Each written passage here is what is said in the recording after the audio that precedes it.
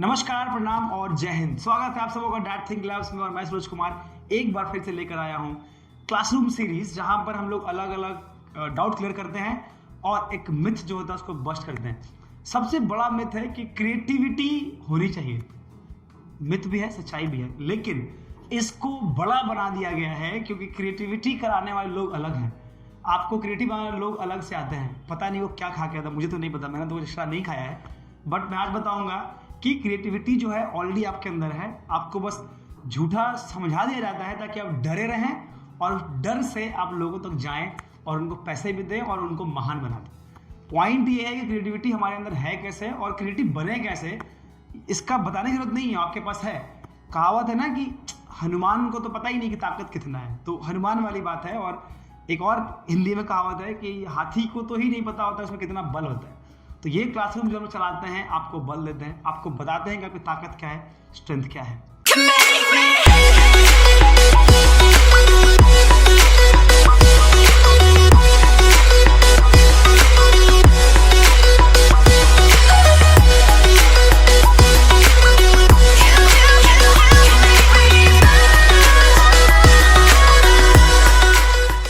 देश के सबसे बड़े डिजाइन समुदाय में आपका स्वागत है। डीएडी परिवार का एक हिस्सा बनने के लिए आज ही रजिस्टर करें और डिजाइन जागरूकता अभियान के सभी साधनों का इस्तेमाल करें। Welcome to the India's biggest design community. Register officially to be a DAD member and utilise all the resources of design awareness drive.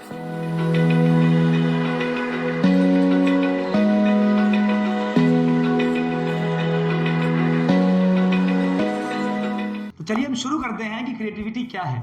इस क्लास में मैं ये नहीं बताऊंगा कि वो क्रिएटिव होना चाहिए, मैं बताऊंगा कैसे होना चाहिए। और बिना किसी विलंब के हम शुरू करते हैं। सबसे पहला चीज, क्रिएटिविटी का मतलब होता है क्रिएट से शुरू होता है। क्रिएटिविटी, क्रिएट मतलब कुछ नया बनाना।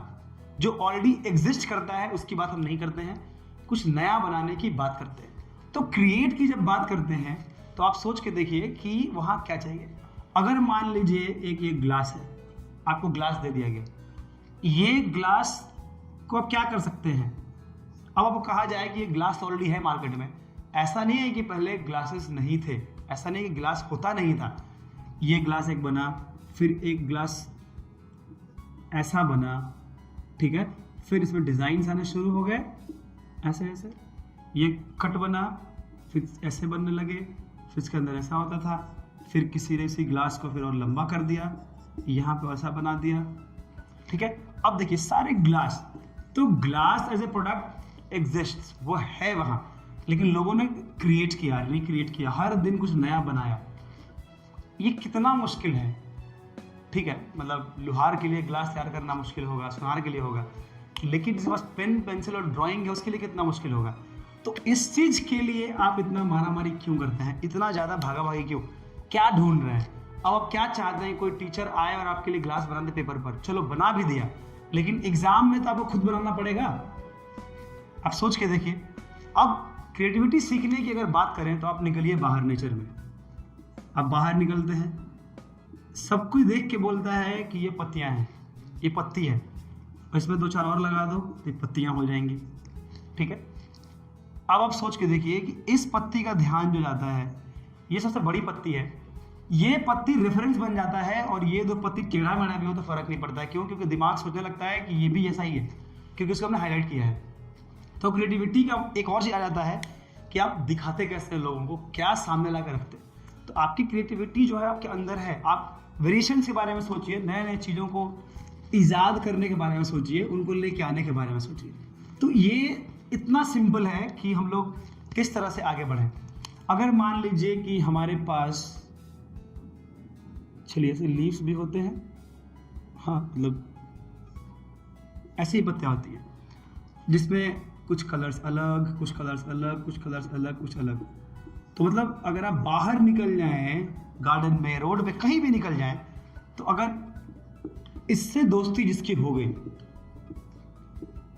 वो समझिए कि वही नेचर से दोस्ती हो गई, वही सब कुछ है। अब उसको समझना होगा कि कहाँ से क्या क्या सीखे। आप एक दिन पार्क जाइए, आप देखेंगे कभी भी एक से दूसरा पेड़, अगर सेम पेड़ को नहीं लगाया गया है, दो पेड़ में डिफरेंस है, उनकी ना पत्तियां सेम होंगी, ना उनकी टहनियां सेम होंगी, ना उनमें फूल सेम होगा। नेचर ने क्रिएटिविटी को जन्म दिया है और आप उसी का एक हिस्सा हैं, आप उसी क्रिएटिविटी का एक अंग हैं। तो इतना मुश्किल कैसे हो जाता है? आपने सोचना बंद कर दिया, आपने प्लानिंग करनी बंद कर दी, आपने सब कुछ रोक दिया है, आप डिपेंडेंट किसी और पे हो गए। दिमाग ब्लॉक हो जाए, बाहर निकलिए। लोग बोलते हैं कलर्स, क्रिएटिविटी में कलर का भी बहुत बहुत मायने रखता है। कलर्स नहीं समझ में आ रहे हैं मुझे, कहते हैं सर कलर समझ में ही नहीं आता है। अरे कैसे समझ में नहीं आता है? आँख खोलो तो अलग रंग, बंद कर लो अलग रंग, साइड में देखो अलग रंग। कहाँ रंग नहीं है? बाहर जाओ तो हजारों रंग आपके आसपास है। कैसे कलर्स नहीं मिलते हैं आपको? आप अपने किचन में ही जाकर देखिए, 4 अगर अलग अलग अन्न का दाना ही फैला दें तो 10 रंग कॉम्बिनेशन बन जाता है। ये सारी चीज़ें हमारे घर में अवेलेबल है, हमारे आसपास अवेलेबल हैं, लेकिन हम लोग पता नहीं क्यों उसको किताबों में ढूंढने में लगे हैं। किसी ने कहा कि सर क्रिएटिविटी का कोई किताब है क्या? कहाँ किताब है? तुम खुद में एक किताब हो, तुम अपने आप में एक किताब हो। टटोलो खुद को, वही सब कुछ है। अब आप देखिए, अब क्रिएटिविटी जो हम बात कर रहे हैं वो एग्जामिनेशन में वो कैसे आता है, एग्जाम में कैसे उसको यूज़ किया जाता है। पहला चीज़ तो ये है, आपको बोल दिया गया कि design coffee mug, I hope spelling is right, ठीक है। आपने कॉफ़ी मग डिज़ाइन करना है, तो सबको पता है कि कॉफ़ी मग मिनिमम ऐसा होता है। लेकिन मैं पहले बता चुका हूँ कि मैं जब भी डिज़ाइन करता हूँ मैं अपने लिमिट्स में रहता हूँ, ठीक है। मेरे लिए कॉफ़ी मग में मैंने क्या किया, इसको यहाँ से जोड़ा, इसको यहाँ से जोड़ा, मैंने इसको सीधा किया यहाँ तक, फिर इसको मैंने थोड़ा जोड़ा, थोड़ा इसको जोड़ा और थोड़ा इसको राउंड ले लिया। मग का जो ओपनिंग है उसको हम लोग बना लेंगे, ठीक है। कभी कभी ये होता भी नहीं है, लोग हाथ से ही पीते हैं। अब देखिए, एक कॉफ़ी मग का बनाने का कितना तरीका है। इसमें ले लिया, कभी कभी लोग क्या करते हैं कि इसमें भी शेपिंग डाल देते हैं ऐसे कप में, मतलब हालांकि बहुत सुंदर, मतलब पता नहीं सुंदरता के लिए करते हैं किसके लिए करते हैं, ठीक कप में डिस्टॉर्शन ही है, बट ठीक है लोग बनाते हैं, ठीक है। सबसे बड़ी बात यह है कि आपके पास एक चीज़ तो स्पेस होता है कि आप गलतियां कर सकें।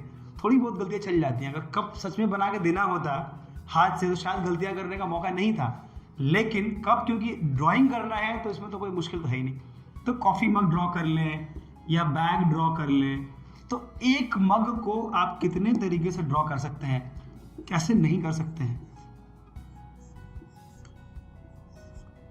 एक मग ऐसा होता है, चलिए ये डिस्टॉर्शन है, इसको मिटा लेते हैं।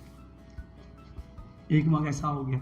एक इंसान एक मग को कम से कम 50 तरीके से बना सकता है।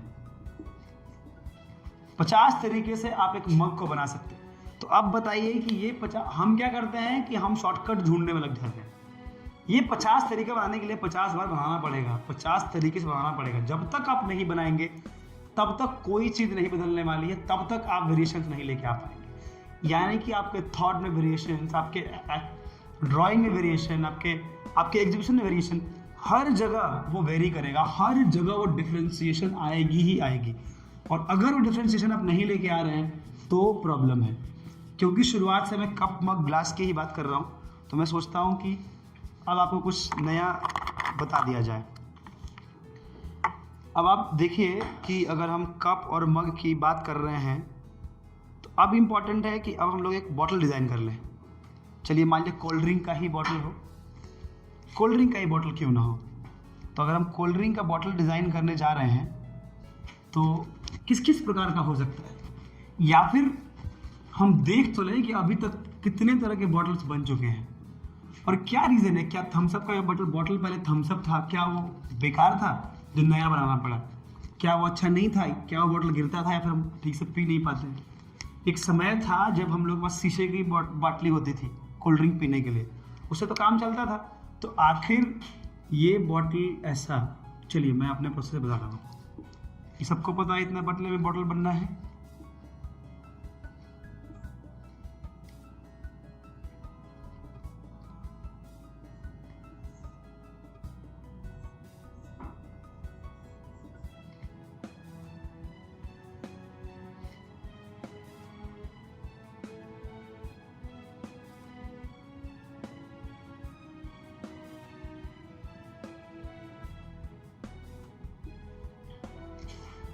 होते होंगे एक्सपर्ट्स जो बना लेते होंगे बिना गाइडलाइंस के, लेकिन मैं नहीं बनाता। तो ये बॉटलनेक है। दूसरी बात, सेम उसी टेक्निक में आप जाएं, उसी टेक्निक से आप